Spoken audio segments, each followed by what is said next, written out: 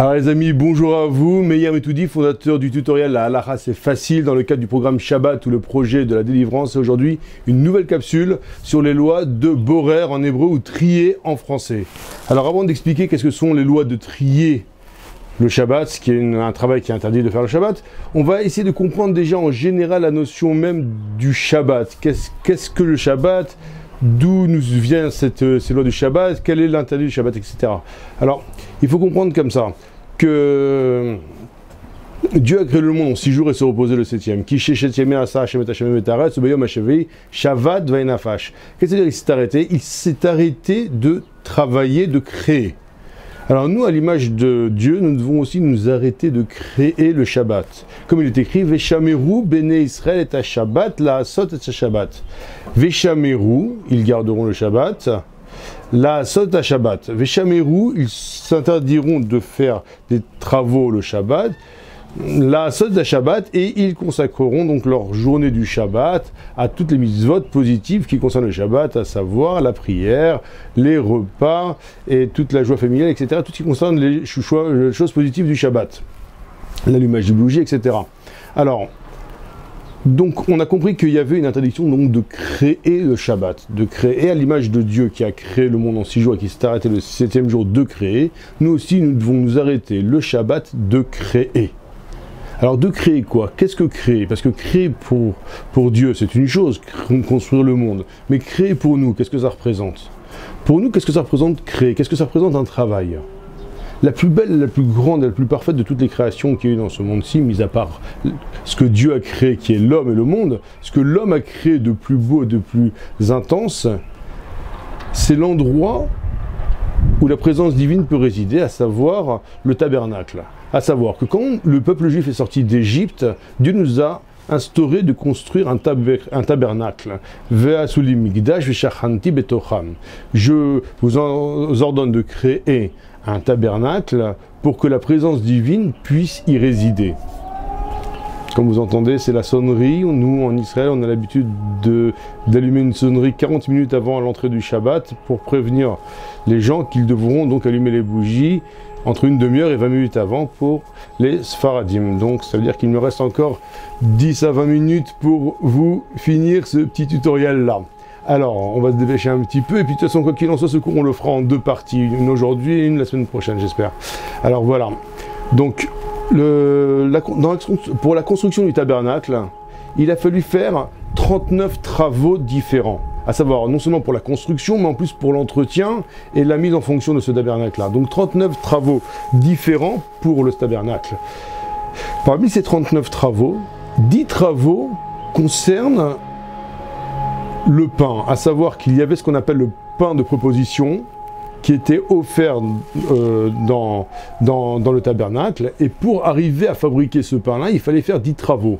Le premier travail consistait à labourer le champ, puis à l'ensemencer, l'arroser, élaguer, moissonner, etc., etc., jusqu'à ce qu'on arrive à faire du pain avec la farine qu'on a fabriquée et puis l'enfourner.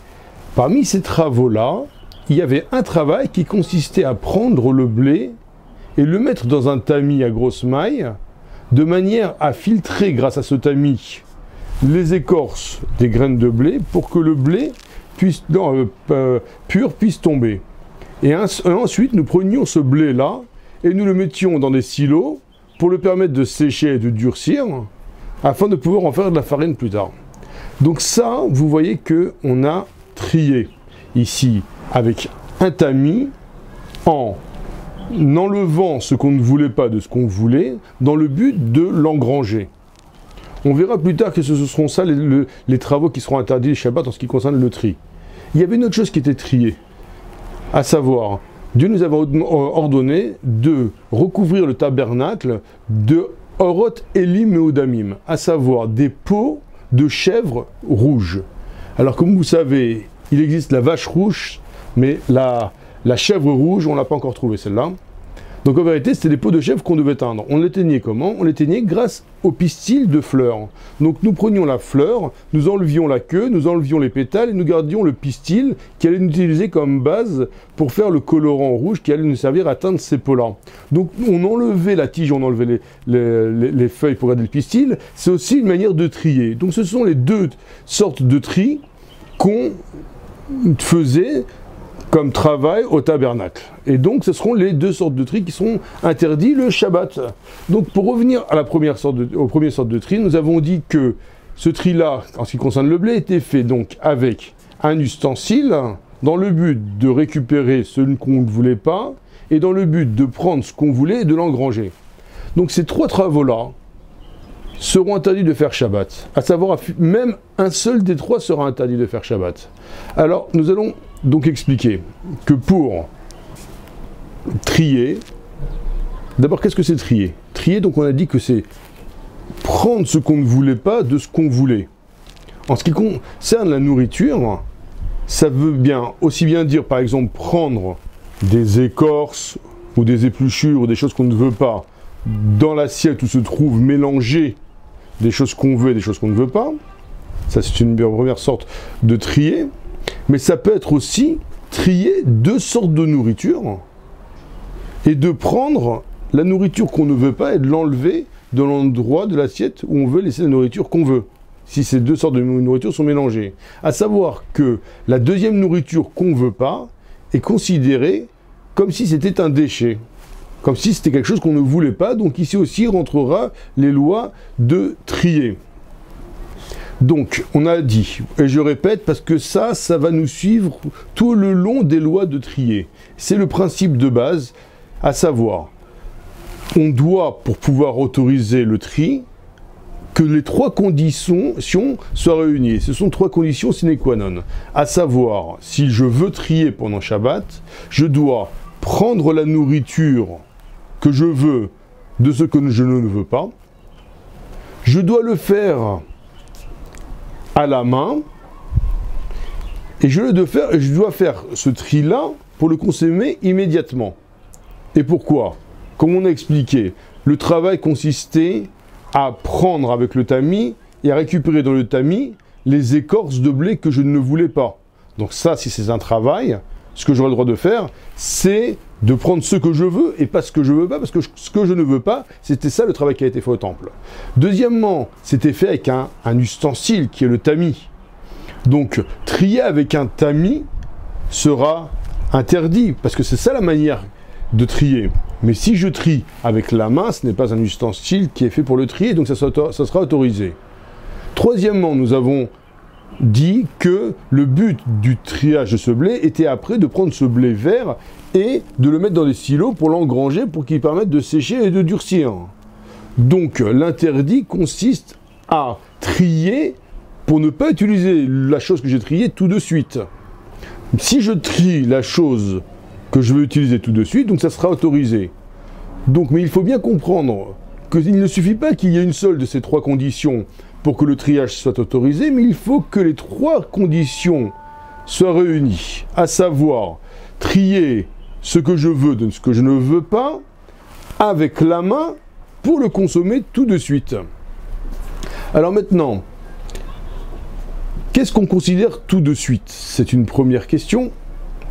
Qu'est-ce qu'on considère avec la main? C'est une deuxième question. Et qu'est-ce qu'on considère ce qu'on veut de ce qu'on ne veut pas? C'est une troisième question. Ça, ce sont les questions que nous développerons dans le prochain cours, parce que l'heure est tardive et que je ne veux pas me permettre d'arriver en retard pour Shabbat. Il faudra aussi expliquer, est-ce que maintenant, est-ce qu'il y a un tri dans des boissons? Est-ce que quand j'ai une marmite, comment je peux trier? Si j'ai des fruits et des légumes, comment je peux les trier et comment je peux les éplucher?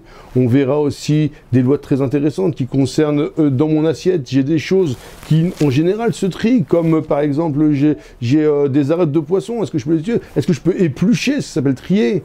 Est-ce qu'une salière, ça s'appelle trier? Est-ce que par exemple une théière dans laquelle il y a des petits trous et qui servent à garder les feuilles de thé et verser uniquement l'eau. Ça s'appellerait pas trier, une chose comme ça, donc ce serait peut-être interdit. Donc on va voir, il va y avoir plein de sujets très intéressants qu'on va pouvoir étudier par rapport aux lois de tri. Mais ça fera l'objet d'un prochain cours. En attendant, je vous souhaite un Shabbat Shalom et j'espère que vous avez déjà bien compris tout ce qui concerne la théorie des lois du triage. Et on expliquera la pratique au prochain cours. Comme vous le savez, j'essaierai de vous apprendre de nouvelles choses, des choses que vous ne connaissez pas, des choses que vous pensez même être interdites et qui seront permises. Et en attendant, je vous souhaite un Shabbat Shalom ou Mevorach.